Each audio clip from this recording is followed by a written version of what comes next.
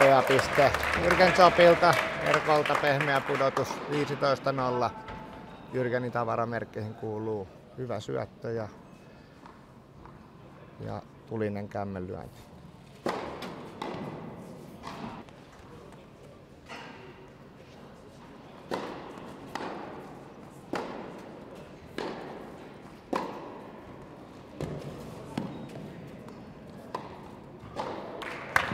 Ja hienosti Lauri seuraa tilanteen 15-0.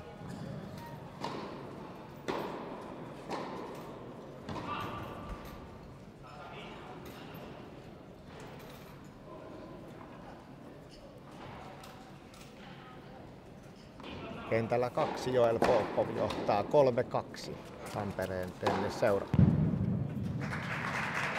Ja siinä tyylinäytö Jürgen Zoppin hiuhuvasta kämmenlyönnistä.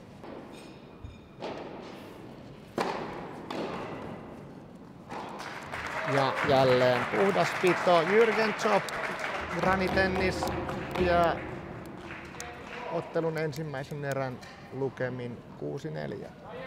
On tärkeämpi pito tässä ottelun ensimmäisessä syöttövuorossa. Toisen erän ensimmäisessä syöttövuorossa.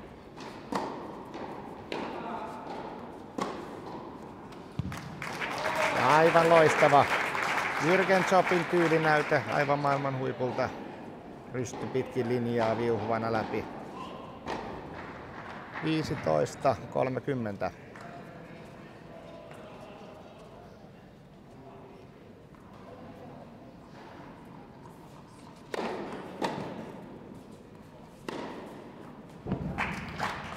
Hyvä kentän avaava syöttö Jürgen Zoppilta ja jatkolyönti kämmeneltä.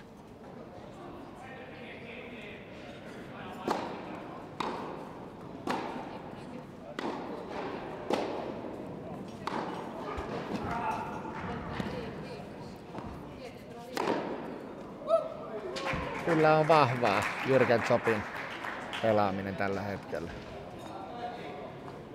Vahvaa syöttötyöskentelyä, vahvaa palautuspeliä ja kämmenlyönti tekee tuhoa Lauri Kiisken kenttä päätyy.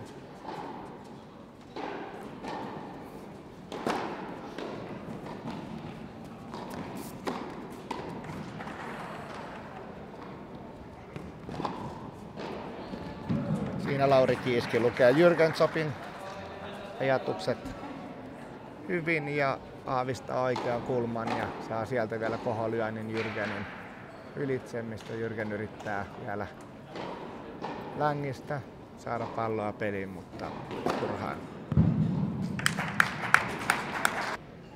Ja kentällä 3. 1-0 Tero Vilén johtaa Tampereen tennisseuraa toista erää. Siinä hyvää Lauri Kiisken osaamista. Vuoden 2015 Norpe missä SM-liigan miesten loppuottelussa. Ja näin tekee Jürgen. Jürgen vie ottelun 6-4, 6-2 kokenutta Lauri Kiiskeä vastaan. Ja yleisö antaa tunnustusta molemmille pelaajille asiantuntevasti. Ja siinä Jürgen kiittää kotiyleisöä. Hän on ollut tänä vuonna erittäin suuri vahvistus